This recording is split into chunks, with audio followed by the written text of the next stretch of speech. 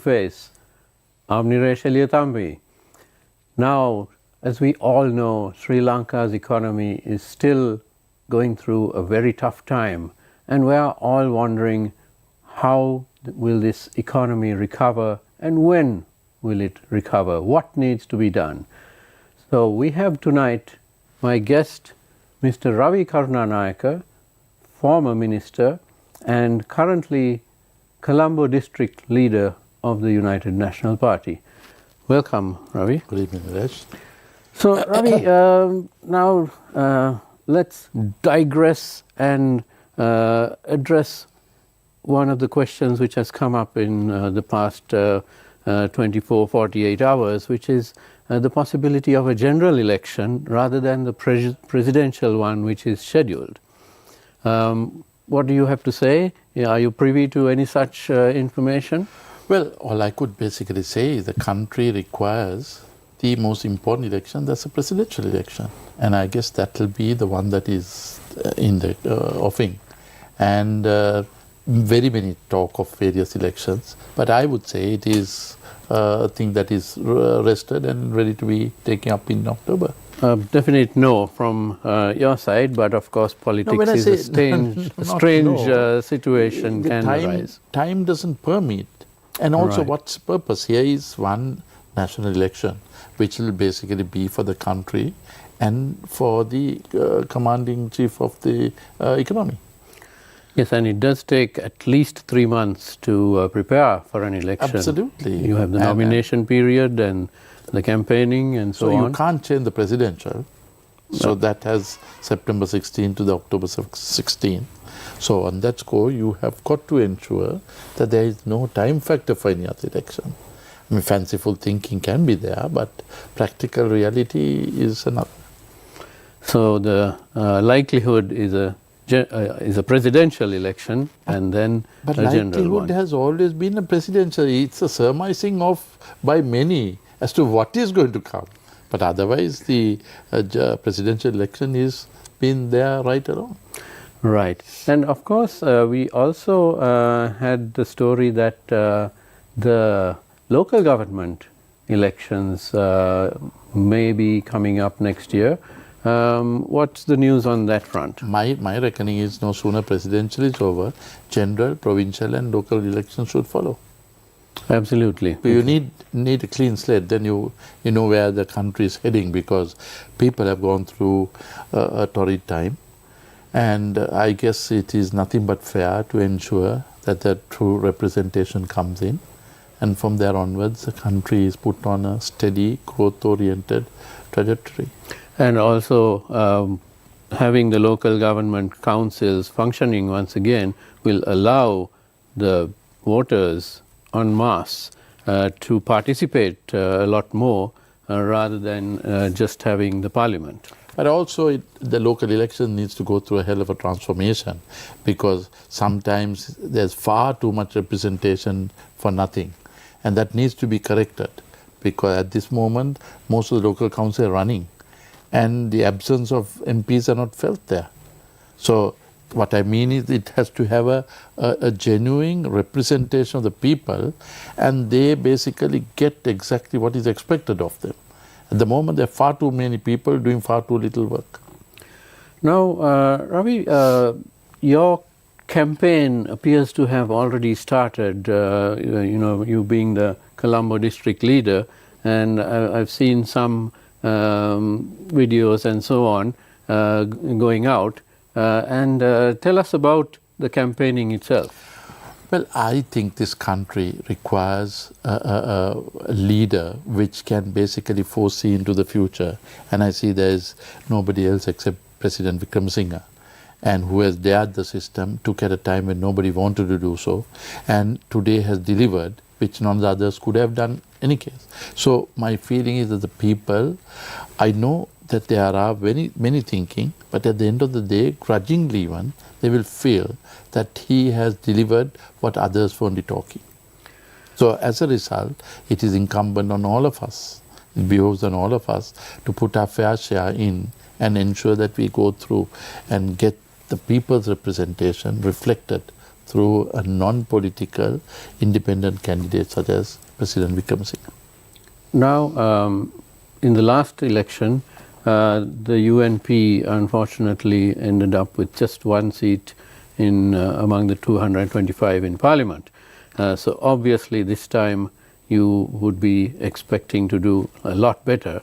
Any projections on that? Well, I don't think the projections, but if I may take a leaf on the basis of the last election, good or bad, right or wrong, the people, the UNP voters, did decide to ensure a message was communicated, and that communication was loud and clear, that there was a necessity for reorientation and ensure that a party which is more with the people. And owing to that fact, now we are ready, willing and able to provide that party. And in the process, you had the change of guards that took place in the presidential system, and in the process, one man member, Ranil Wickremesinghe, got elected as the president. So now there is a renewed hope of the UNP that their person, who was earlier despised and said that couldn't be doing a job, has won the place and has delivered to the expectations of many. So on that score, my feeling is that we are restructured, reoriented, experience-oriented with new faces, fighting the new world order that has come. So that's the presentation that we want to do for the UNP members, that we have rectified errors, if there had been any, and also reoriented ourselves to be more people-centric and able to take it forward. Now, there appears to be a strong possibility that no one party would win a majority in Parliament.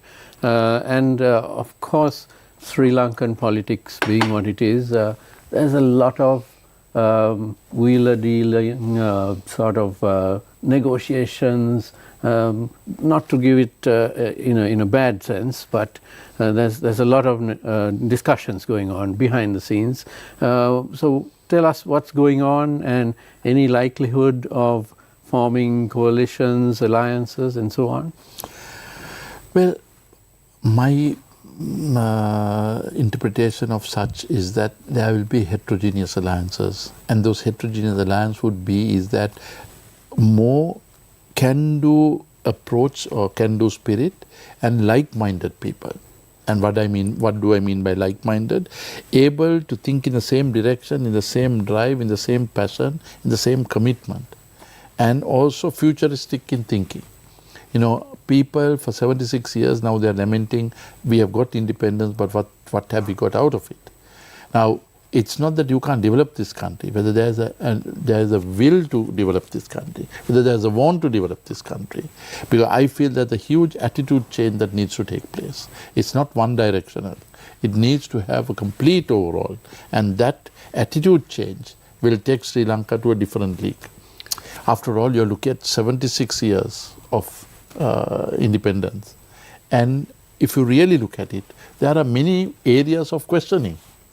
Now, when you look at Japan and Sri Lanka, which we basically got independence almost the same time, you know, Japan, which had no natural resources and we having everything, in the last 76 years, they have a per capita income of 55,600, and when we have 4,200.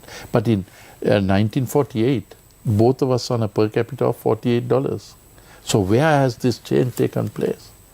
Attitude? Is it the way forward, or what is lack of will? What is the issue? So when you speak of attitude, it's not just the political leadership and other types of leaders. It's not the civil servants. Are you talking about entirety of society? Entirety of the society, because there is a breakdown. There is a huge difference of opinion between the general people and the politicians. Now, when you say politician, I add on one president, 225 MPs, 456 provincial councillors and 8,900 local councillors. So all put together you have 9,500 of, if the people can say the worst of lot, 9,500. But on the other side, you got the so-called messiahs that you have 1.7 million government servants. Now my belief is that they are not task-oriented. They are not committed. They are government servants just for being government servants.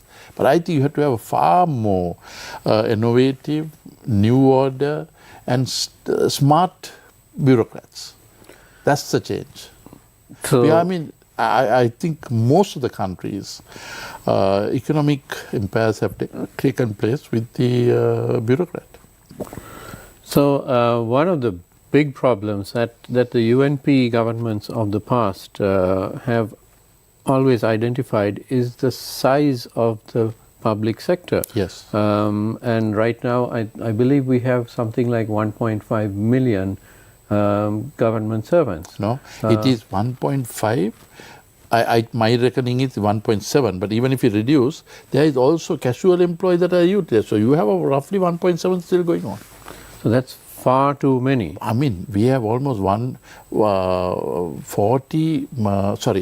government servant representing roughly about 40 people. When in India, in UK, in Japan, one is to maybe about 10,000. So there has to be something wrong in our system. And we only have about 21 million people, Yes. of whom about half are either students, youngsters, or they're retired. So Yes. the working population is less than 10 million. That's right. Right? Yeah, your workforce is that. So it's not 1:40, it is 1:17. I'm sorry. Right. That is for every 17 people, you have one government servant. So that's terrible. Terrible. I mean, when you say Japan has 10,000 for one, and our 17, how efficient is our 17? So how do you change that? Now these people have been given some form of employment. Some of them are permanent employees, others are casual. How do you cut that down? Because it's easier said than done, isn't it? Well, I think it's task-oriented. My feeling is that they also are looking at a change. They also would love to be decision-making and be held responsible for that. Also having a good value for money. So if that approach changes, now if you look at the Eastern European countries, I mean up to the 80s, they were as underdeveloped as the rest of the underdeveloped countries in Asia. But with the advent, with the new change in Eastern Europe, I mean they went on, they leapfrogged themselves into the new technology, and you suddenly found them having decision making taken automatically. I mean, there was a sense of accountability, there was a sense of time responsibility. I mean, today, if you send a file today, it takes 3 months for them to come out with the most easy go resolution. So, I mean, that's not what is expected for the country. And most of And those almost 80% of our revenue, it was 80% maybe in 2022, but as of today, at least 70% of our revenue goes on to service 1.7 trillion cost of this 1.7 million government servants. So we're just actually paying taxes which are then spent on the government servants. Well, when you say government servant, it's not the government. It is keeping the drivers, clerical hands, all these things, which I think at least 700,000 is overstaffed. But this is very unproductive for the country. Unproductive and also good taxpayers' money going on for no apparent reason. Which could be spent on other Capital things. expenditure. Capital, tomorrow's health. revenue comes through today's investment. Right. And I would say if you save 800 billion, you can put that into much more productive, where you can have a growth rate maybe of about 6-7% if we put it in the right direction. Now, Ravi, you have been, you've held many key ministries, Minister of Trade, Commerce and Consumer Affairs, Minister of Finance, and you were in fact named Asia's best finance minister at that time. Then you were Minister of Foreign Affairs, and then Minister of Power, Energy and Business Development, all of which were very crucial ministries, very important ones. So you're certainly not lacking in experience where economic affairs are concerned. Now, what will it take to bring Sri Lanka out of this current malaise and move it on the path to success? I think it's a very relevant question, Niresh, and everybody is looking at that. I only hope that every single Sri Lankan thinks the same way and we move towards the same direction. We have got to have a huge sea change of attitude. Attitude it is. Because general Sri Lankans start with a negative picture. Right. Now, why not? Why can? Why if buts, all those things come about. But nobody takes a challenge and go forward. It's not a can-do attitude. Can-do attitude or must-win attitude, or a competitive feeling approach. No, everything should be for nothing. That's the approach, and that's the beginning of the end of a country. That's why I gave the example of Japan and Sri Lanka. Now, you look at even further, when Sri Lanka, we opened ourselves to the world, open economy, when Jaya Jayavarman brought this in. China and Sri Lanka were racing ahead at the same time. See where China is and where Sri Lanka is. We get caught up with our own nonsensical approach of, having placards being held. Why should we go there? Now, I mean, imagine if we listen to every street war that is there, this country would never go. Look at what happened in the cultural triangle, don't build hotels. Imagine if we want to build a Sigiriya rock today. You will never be able, because our environmental ministry people will basically never get a thing off the ground. But today, you are living, look at the tourism that comes to see that. Now, even today, it is they don't see the sunrise and the sunset because they close at 6 and open at 6. That's the attitude. So I am saying is that this economic change has to be, because I believe 90% of our problems are there owing to the economy not being addressed in its proper manner. Not other trivial matters which also contribute or dovetails to a problem, but certainly economy is the way forward. If you win the economic war, you have won all wars. But to win the economic war, you need the proper people in place. Yes. Now, in the past, we have all too often had various cabinet ministers in portfolios where they really didn't have much knowledge. And a crucial thing like economics, investment and so on, you need someone who knows his or her economics basically, and business, entrepreneurship. I would grant you, while thinking is correct, I must also say that there are businessmen who may not have the theoretical experience, but their practical experience gets you there. And there are some MPs who basically, ministers who have not had the education qualification that they supposed to should have, but they certainly had the practical experience and Right. come through the system. So while I say that there is a mix between experience and practical experience, those two put together will make you look forward. Because today, the government servant tries to control, because the chief accounting officer is the secretary of the ministry. That's right. And is Sri Lanka Administrative Service team that is there. So they will try to have not consultation, but dictation. They will tell the minister, do this, that and that. So we must have a minister who is able to digest that particular part and take what is good from a country's perspective and a people's perspective. This is where the problem lies.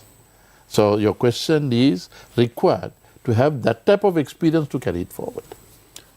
This reminds me of that British sitcom Yes Minister. Yes. So we don't want that kind of situation.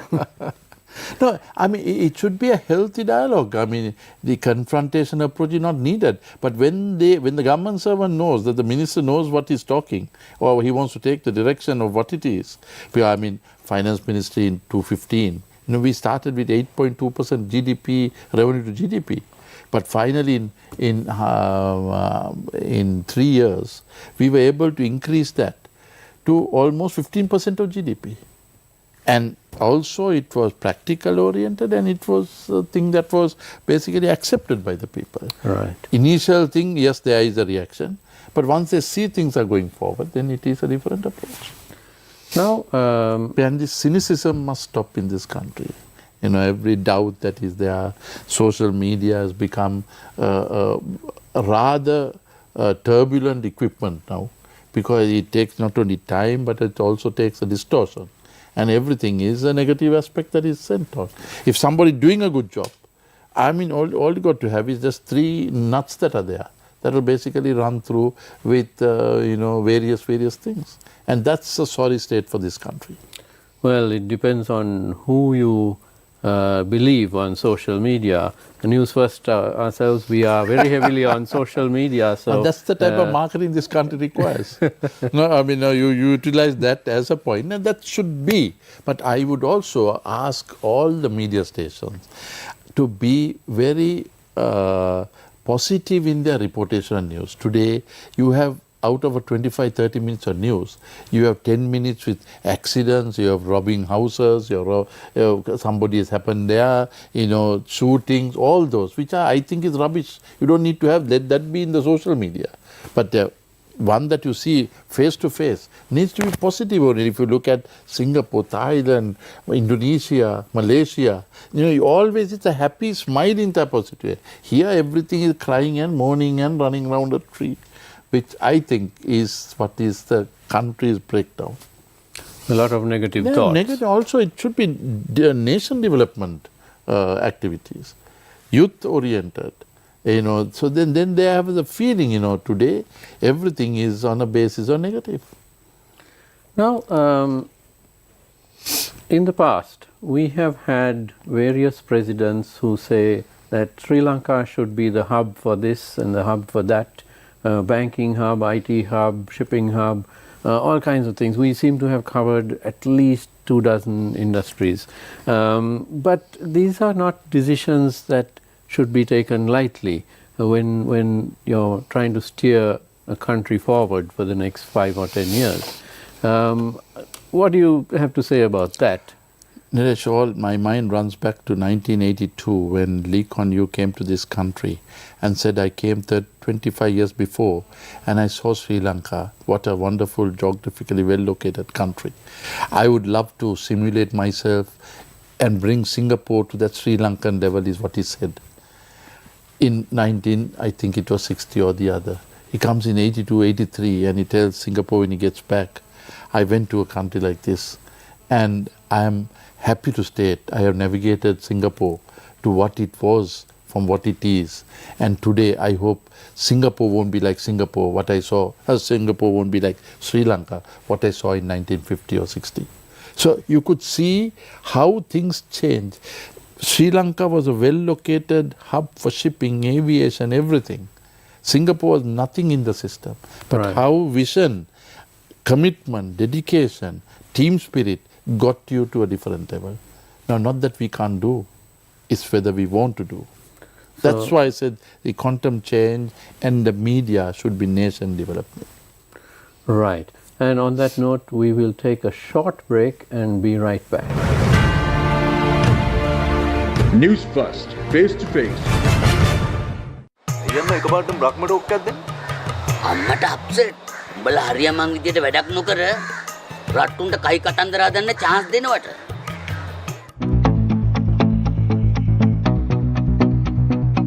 ඔයා මාත් එක්ක යන්න ලෑස්ති වෙන්න ඕනේ. ඒක හරි ඉක්මනට වෙන්න ඕනේ. මොකද්ද වගේ සීන් එක? ස්නේහා බැඳලා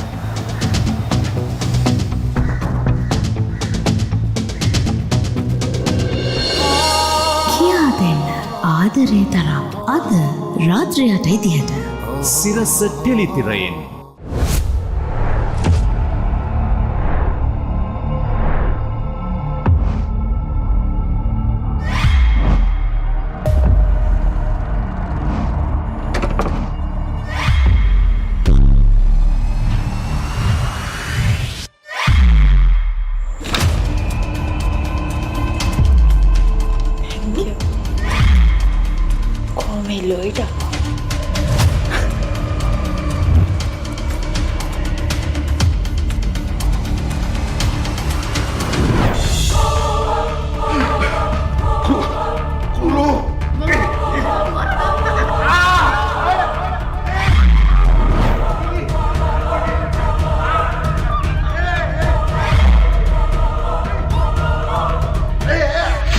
නීල පබලෝ අද රාත්‍රී 9ට සිරස ටෙලිතිරයෙන්. Bishop's College PPA and St. Thomas's College Mount Lavinia OBI present Back to Stage. On 17th and 18th May at Bishop's College Auditorium, catch the very best of past and present performers and take a ride down memory lane. Call 077 9722 988 for tickets. Media sponsors Yes 101, Legends 966, Newsfirst and TV1. We live in a world of progress. But what if progress isn't reaching everyone? Millions of Sri Lankans struggle without access to clean water, safe roads and bridges to a better life. But you have reached out. You have touched their lives. Thank you, Sri Lanka, for making Gammadda the most impactful rural development movement in our nation. Gammadda, for the people, by the people.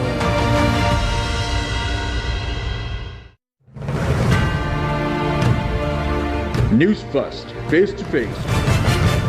Welcome back to Face to Face. We are with my special guest, Mr. Ravi Karunanayake, a Colombo district leader of the United National Party, who has served in many ministries, finance, trade, commerce, and so on.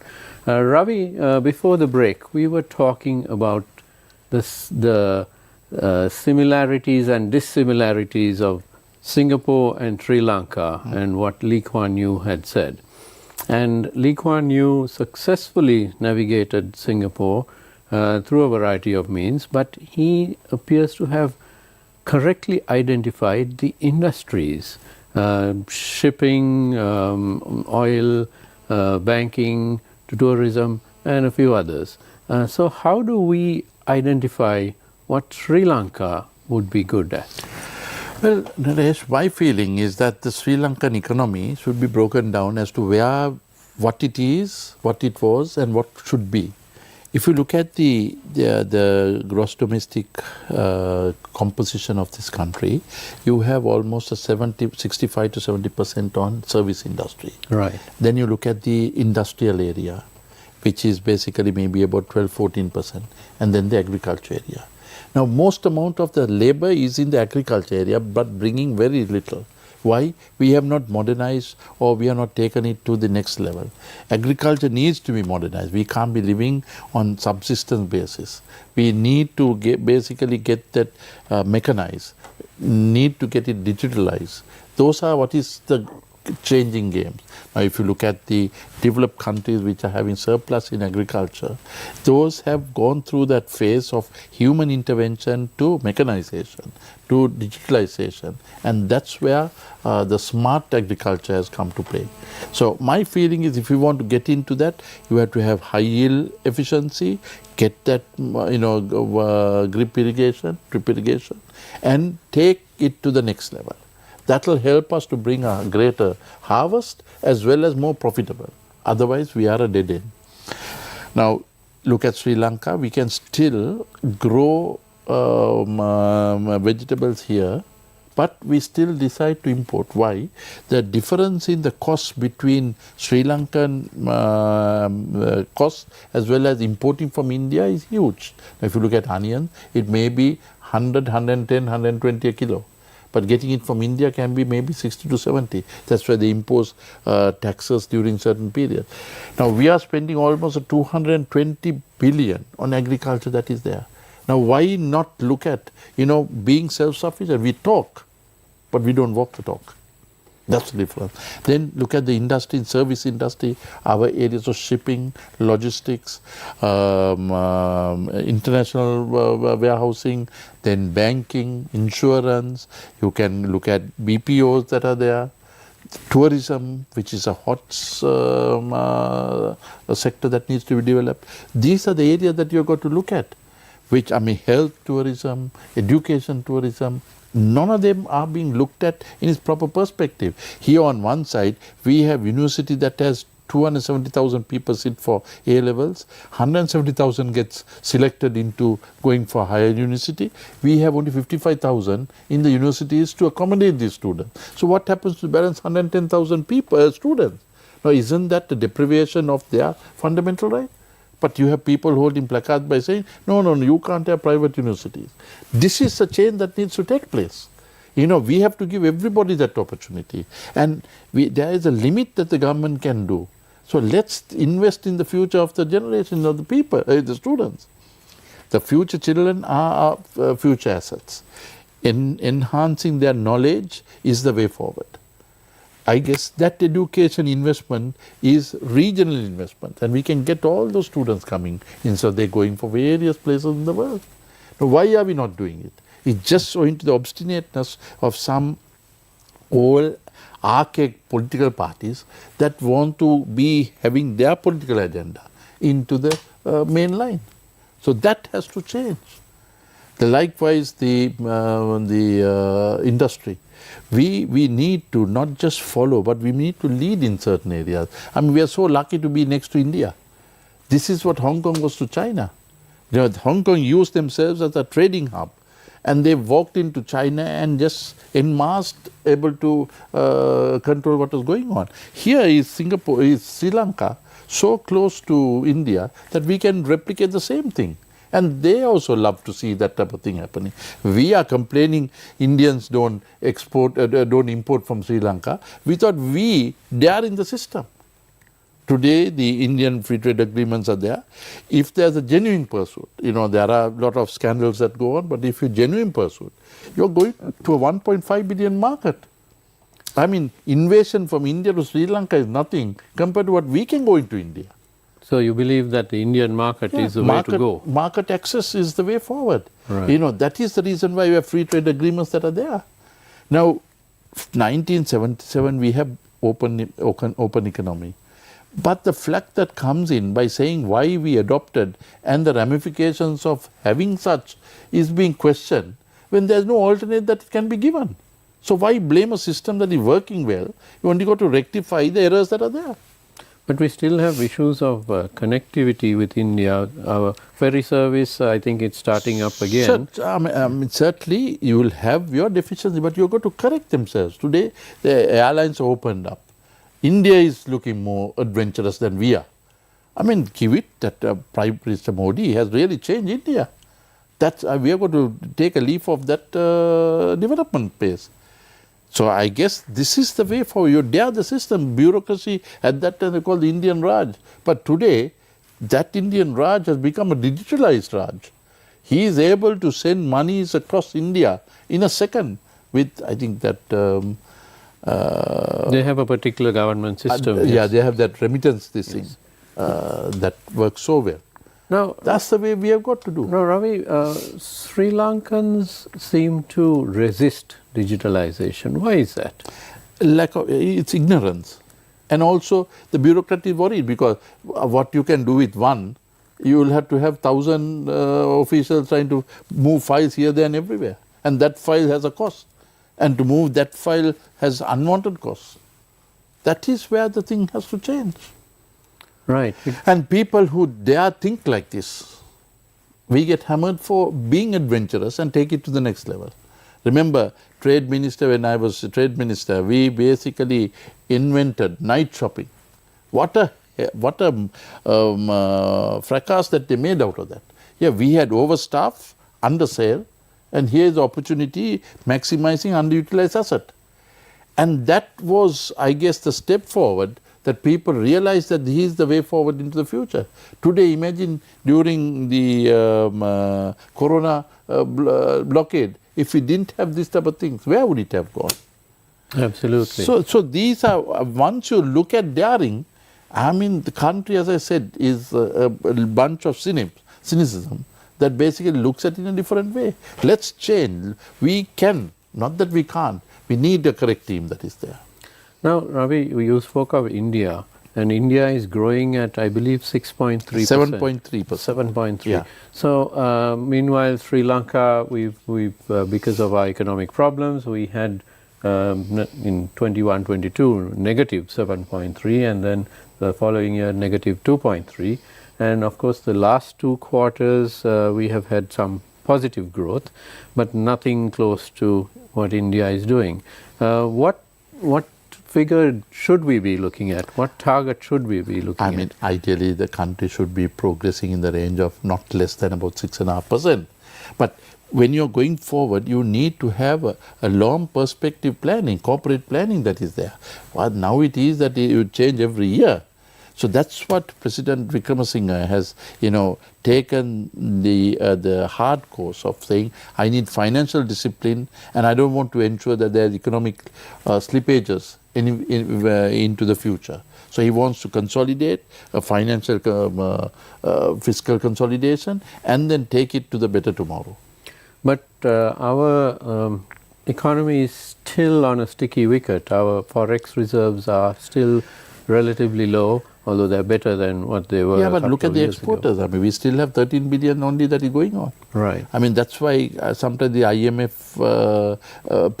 prescription of trying to have you reduce the parity rate and you'll have more export, all those are bunkum. I mean, if you don't have a inelastic export that is there, how can you basically have a reduction in revenue will increase export? I mean, that is good if you have 100 items and all 100 are exportable.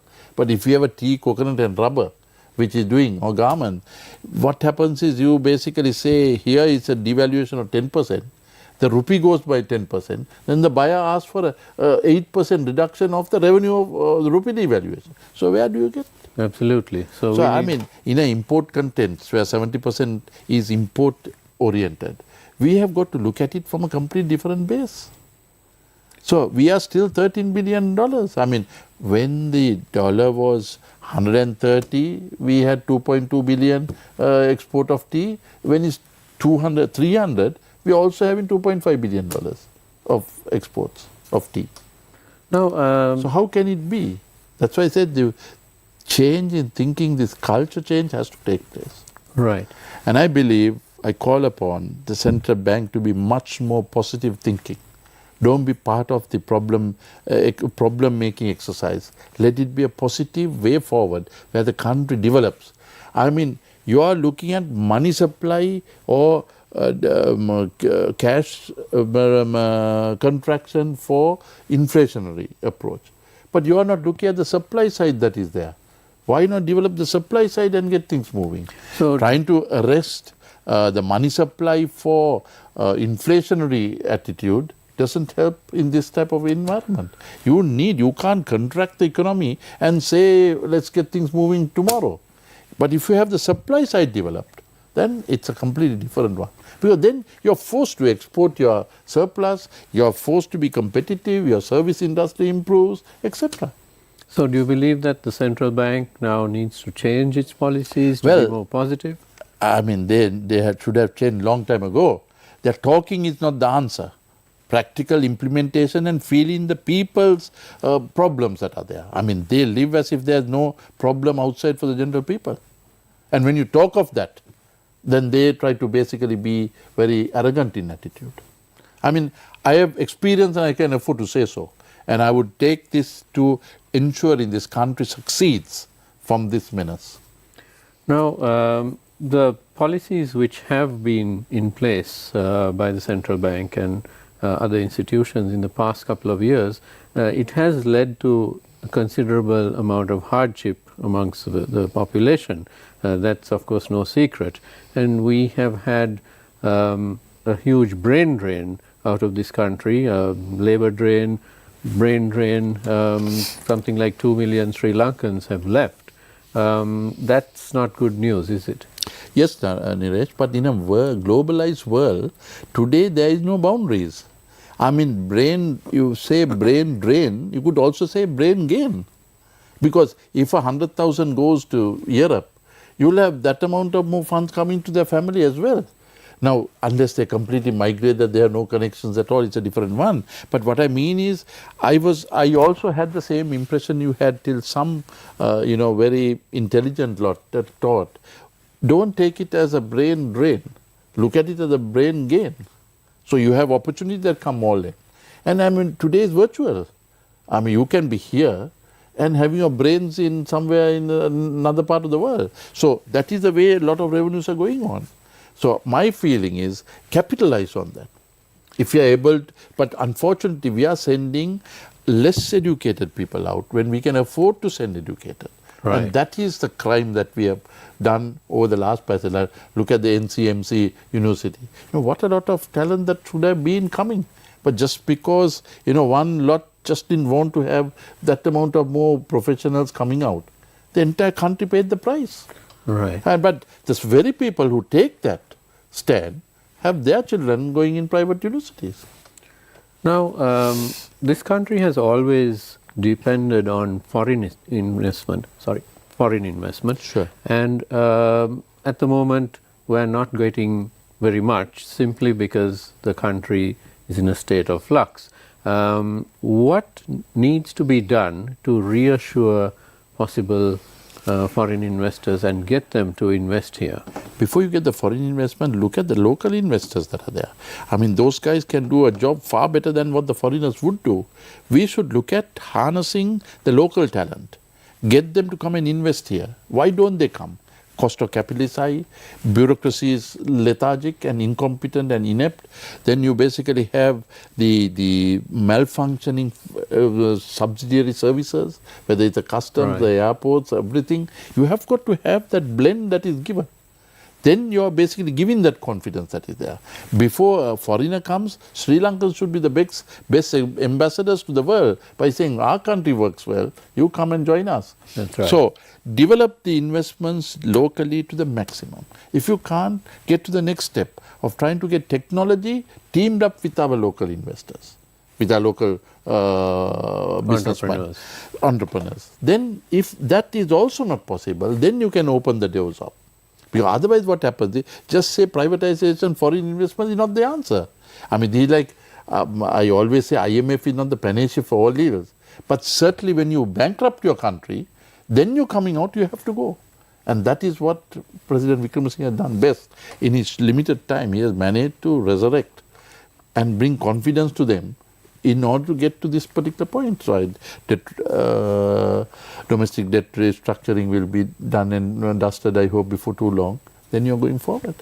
Now, speaking of local investors, could you say a few words about the SME sector, because that is suffering right now? My domestic investors were also the small and medium. That is 70% of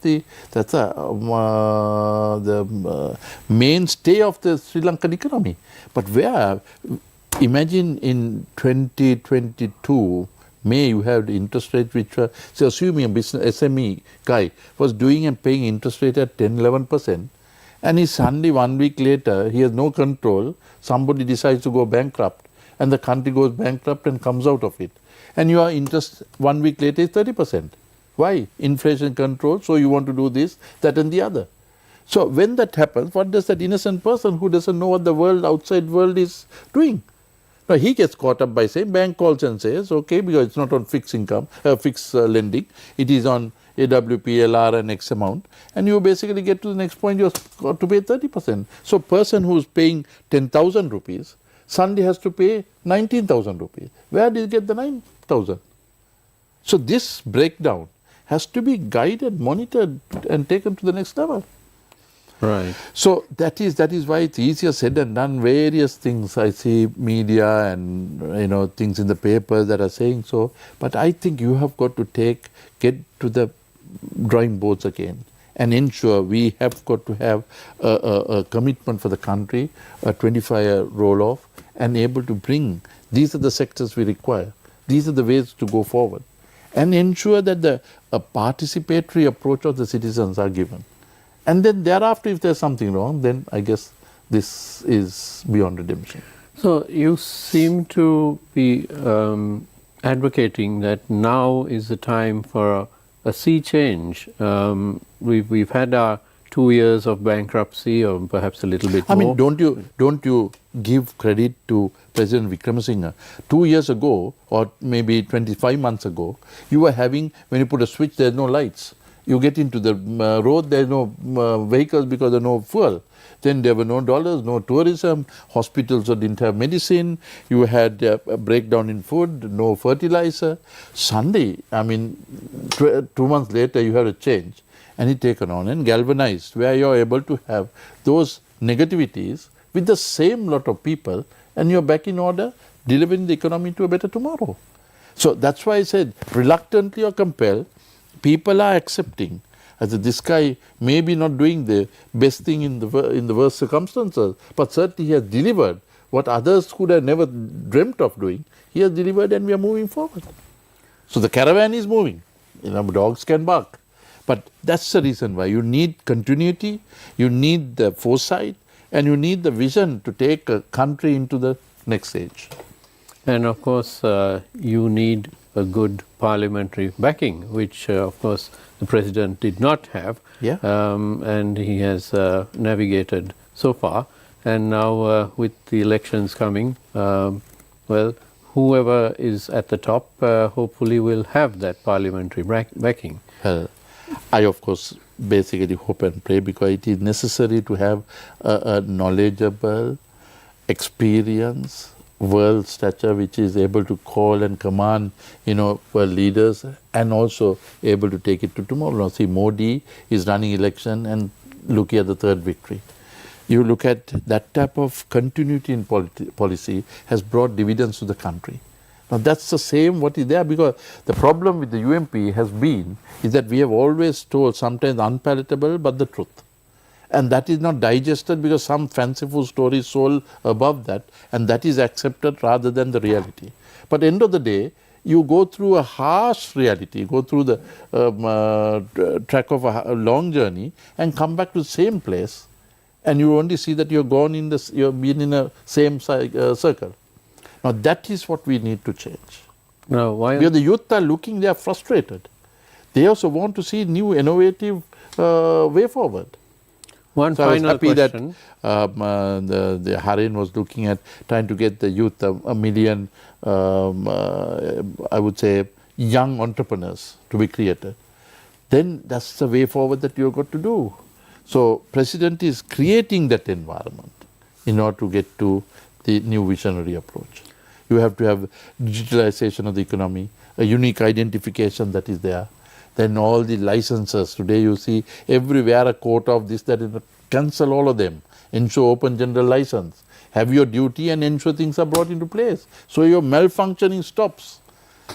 And my final question is, the UNP suffered because part of it split away and of course formed the SJB. Any prospect at all of the two halves getting back together, like-minded people? Well, I'm sure majority, a very, very big majority of the like-minded people will work together. And I guess in the next couple of days, weeks, you'll see the progress element of that. Thank you very much to my guest, Mr. Ravi Karunanayake, Colombo District Leader of the UNP. Thank you, Ravi. Thank you very much, Naresh, for giving this opportunity on MTV. And thank you very much, you at home who have been watching us. Thank you very much and good night.